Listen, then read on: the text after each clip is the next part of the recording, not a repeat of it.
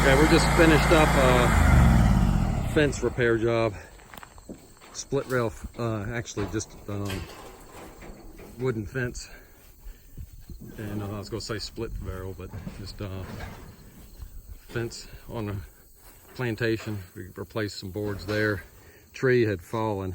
I believe that's what the damage was from. And we did some more replacement of board there. And then right here, we replaced posts as well as some of the rails. Three of them had rotted at the bottom.